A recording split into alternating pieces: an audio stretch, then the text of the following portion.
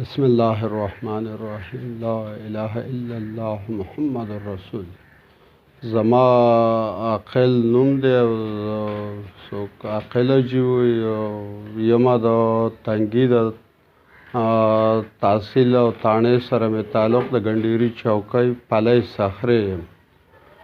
ما زړه بیمار یم، انجیوګرافي راته شوې، سپرنګان راته لګېدلي دي. زما یو ورور دی، هغه دوبۍ کې چې راشي دا کسان ورسره او راځي او ما تنګی کله وایي ما اخیستی پټی دی، کله وایي یو ځای رانه قبضه کړي، کله بل ځای.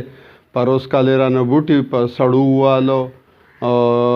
دلته کې یو قاري دی، هغه یې جرګه ممبر ما چې دا خو غلطه فیصله وکړه، پیسې هر څه یې وتښتول. دا اوسه پورې نو زما عدلیې ته، انتظامیې ته او پولیس ډپارټمنټ ته اپیل دی چې تاسو د دې ځای انکوایري وکړئ، معلومات وکړئ چې دا سړی څه کوي، دا ښه کوي که بد کوي. کسان ورسره دي، اوس صالح دی، محمد دی، خورۍ نه دي، نور کسان ورسره دي. ما تنګی نو زما د پاکستان حکومت ته دا اپیل دی چې تپوس ما کیس ګټلی، ځمکې د هر څه راسره دي ډاکومنټ، او هغه مې تنګی دې کې راله راکړه، دغه کې راله راکړه، دوه جریبه راکړه، کنال راکړه. نو زما دا اپیل دی چې انکوایري دې وشي، معلومات دې وشي چې دا څه کېږي. او بچي مې نه مني، وایي چې فیصلې د چا څه مه کوه، زه د زړه بیمار یم، سپرنګان راته لګېدلي، انجیوګرافي مې کړله.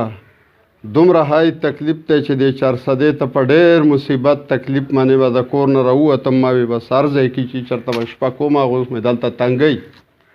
نو زما دا اپیل دی چې یاره انکوایري دې وشي، معلومات دې وشي، که زه په ناجایزه وم ماله دې سزا کنئ، نو دی دې پوه کړي چې یاره ولې دا تنګول او دا دغه کې. بس زما دغه اپیل دی انتظامیې ته، عدلیې ته او د پولیس ډپارټمنټ ته چې تاسو انکوایري وکړئ، معلومات وکړئ. که زه په ناحقه یم نو چې څه د هغه زه د هغې دغه منم، او که نه نو دا سړی زما نه مني شي، د پسې وروسته غونډګان ورپسې دي او ما تنګی.